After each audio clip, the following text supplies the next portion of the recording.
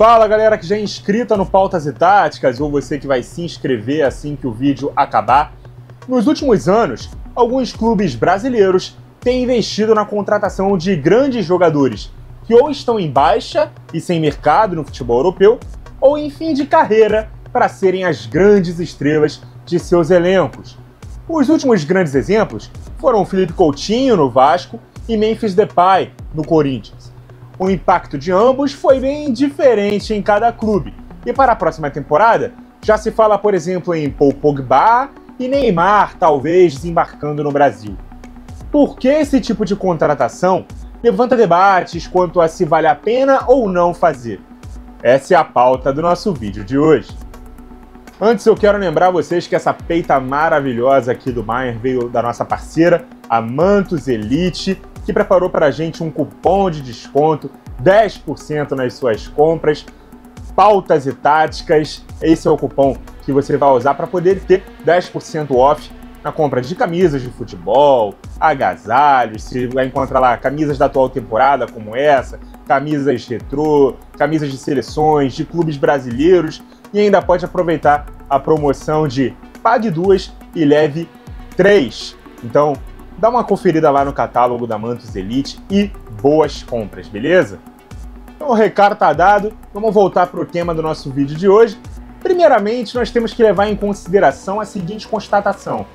Apesar de terem vivido grandes momentos da carreira, temos que admitir que se eles ainda fossem os mesmos jogadores de seus auges, eles não estariam considerando jogar no Brasil. Isso é um fato. Eles provavelmente teriam mercado, nem que fossem clubes de segunda ou terceira prateleira das grandes ligas europeias ou até mesmo em ligas menores do velho continente. Fora o fato de que há mercados que são capazes de pagar até mais que o brasileiro, como o norte-americano e o asiático, sobretudo o saudita, que tem até optado por outro perfil de contratação, não necessariamente de jogadores caminhando para os seus últimos dias como jogadores profissionais de futebol. Mas, ao mesmo tempo, não podemos reproduzir a opinião batida de que, por aqui, esse tipo de jogador ainda consegue jogar no seu melhor nível. É bem verdade que o nível técnico e tático do futebol de clubes no Brasil não se equipara ao alto nível que se joga na Europa. Porém, não é qualquer jogador, né, que vem aqui, performa bem, né, e que não performa bem há algum tempo, que vai chegar aqui deitando e rolando. Não é assim que está acontecendo.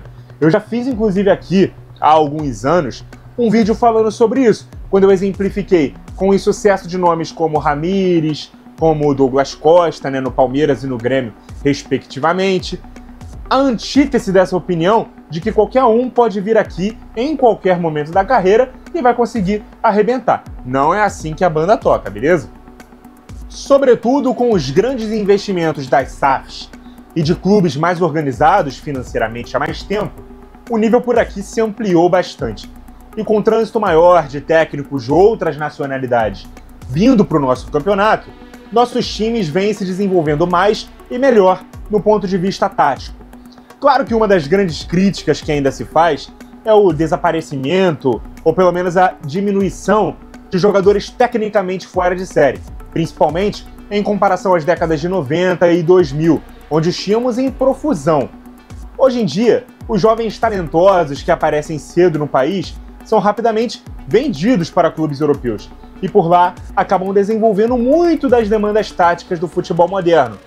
Algo que com esse intercâmbio de técnicos por aqui já começa também a ser lapidado no início das carreiras dos mesmos, ainda em solo brasileiro, o que deixa para muitos a sensação de que, com todo mundo jogando um futebol preocupado com a organização, o talento fica em falta.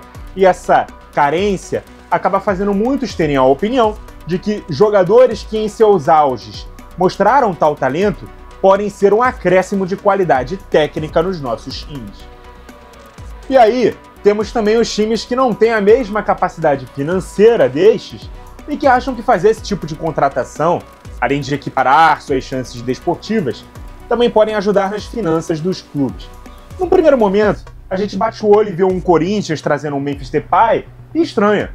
Como um time que está com dificuldades financeiras vai trazer um jogador com vencimentos mensais tão altos? Claro que há a particularidade de ser uma contratação bancada pelo patrocinador, Mas aí o mesmo clube também fala em trazer o Paul Pogba para a próxima temporada.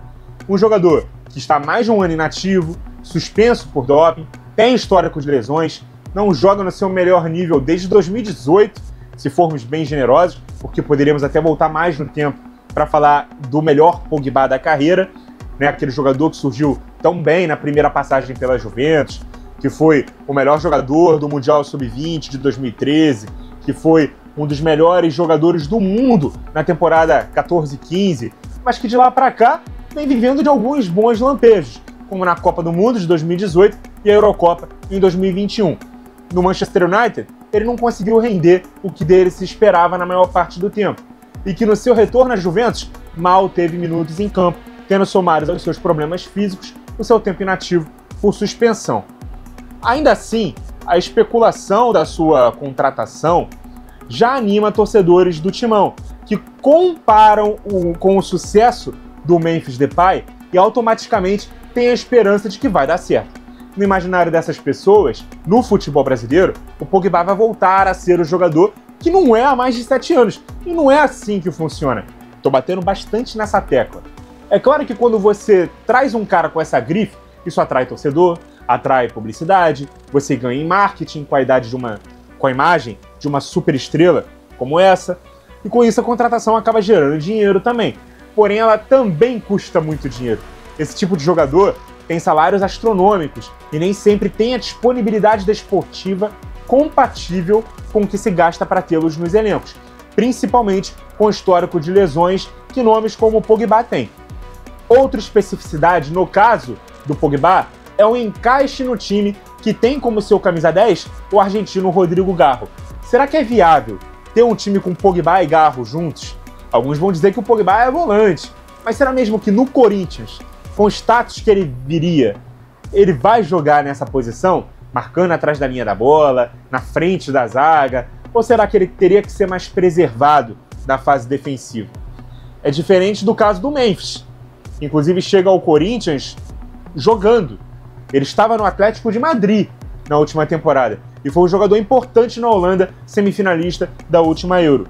Houve sim um hype, uma expectativa maior do que seria, né, a carreira do Memphis, quando ele surge no PSV e se transfere para o Manchester United, principalmente. Ele não dá tão certo por lá, volta a jogar bem no Lyon, que é um clube com expectativas um pouco mais baixas, e aí vive mais maus do que bons momentos no Barcelona e no Atlético. Ele deixa o clube em fim de contrato e o Corinthians acaba apostando nele, e dá muito certo. No caso do Depay, é um jogador ainda em boas condições físicas, embora não tenha se tornado o craque do primeiro nível na Europa, ele ainda joga num nível capaz de fazer a diferença no futebol brasileiro. Fora o fato de que o Timão encontrou um sistema que potencializou tanto ele quanto o Yuri Alberto, outrora usado como centroavante, mas que funciona melhor em dupla de ataque, justamente a função que o Depay também faz de melhor. Diferente do Felipe Coutinho, que no caso do Vasco é o retorno de um jogador formado no clube, mas que também está mais longe do seu melhor nível apresentado em outro momento da carreira. O caminho do Coutinho de retornar ao clube que o revelou é mais natural do que trazer um jogador europeu para o Brasil. O problema é quando se deposita a expectativa que ele vai ser o que foi nos seus melhores dias. O Coutinho deixou o Vasco aos 18 anos para jogar na Inter de Milão. Nunca foi titular e foi emprestado ao Espanyol de Barcelona. Depois surgiu no Liverpool, onde jogou seu melhor futebol, embora não tenha conquistado títulos, mas seu nível foi tão bom que sua transferência para o Barça, em 2018, foi a segunda maior da história do futebol à época, no que se trata de valores. Porém, investindo no Blaugrana, ele nunca conseguiu repetir as grandes atuações. Sofreu com lesões e acabou sendo emprestado para a Bayern e depois para Aston Villa, que o comprou em definitivo e o emprestou por sua vez ao Al Duhail, do Catar, mas também mal conseguiu jogar. Olha quanto tempo a gente está falando de um Coutinho longe de sua melhor forma. Por que o torcedor vascaíno achou que estaria trazendo de volta o Coutinho do Liverpool e não o que deixou a desejar nos últimos 4 clubes que jogou nos últimos 6 anos? Nessa pegada, a gente também pode questionar esse possível retorno do Neymar ao Brasil no ano que vem.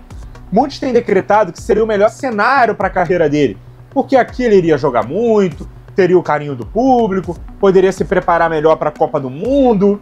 Será mesmo, mano? De onde vem essa certeza?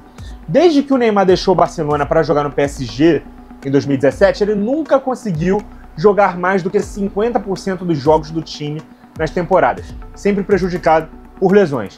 Aí alguém pode falar, pô, mas a Liga Francesa é muito física. Beleza, ele jogou por lá 6 temporadas. Convenhamos, é muito pouco. Por mais que sempre que disponível ele tenha mostrado um bom nível técnico, um bom futebol, já não era a mesma intensidade, velocidade e até a mesma função que ele fazia no Barcelona ou até no Santos, que é o Neymar que está no imaginário das pessoas. Um Neymar mais driblador, rápido, inventivo. O Neymar forjado no PSG é um Neymar que joga mais próximo do gol, mais centralizado, que é melhor marcado pelos volantes, que tem menos um contra um, que precisa ser mais preservado na fase defensiva e que tem muito mais capacidade de passe, né, que é o seu fundamento principal, né, desde que ele migrou para essas funções, e é um Neymar que faz muito mais os companheiros jogarem do que propriamente joga. Vale lembrar que na Copa de 2018, já como jogador do PSG, ele chega lesionado ou voltando de lesão, e durante a Copa de 2022, já no primeiro jogo, ele se machuca, e aí ele só volta nas oitavas de final. Ou seja, dos 5 jogos do Brasil, na Copa ele faz 3.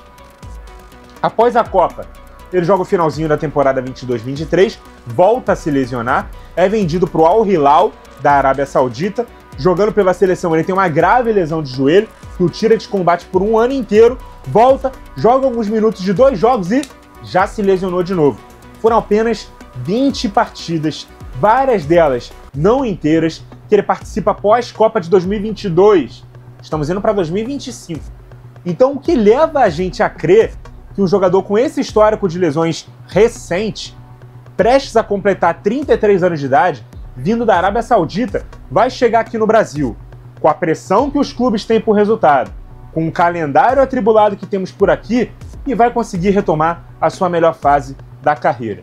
Sem contar o fato de que é o Neymar, dificilmente os patrocinadores e até os treinadores que ele comandarem vão querer vê-lo sendo preservado de determinados jogos, porque ele não tem a disponibilidade física e clínica para aguentar 90 minutos da maioria das partidas da temporada. E ainda tem isso, um cara com a capacidade dele dificilmente é substituído das partidas. Muito menos alguém no Brasil vai contratar o Neymar para ser reserva.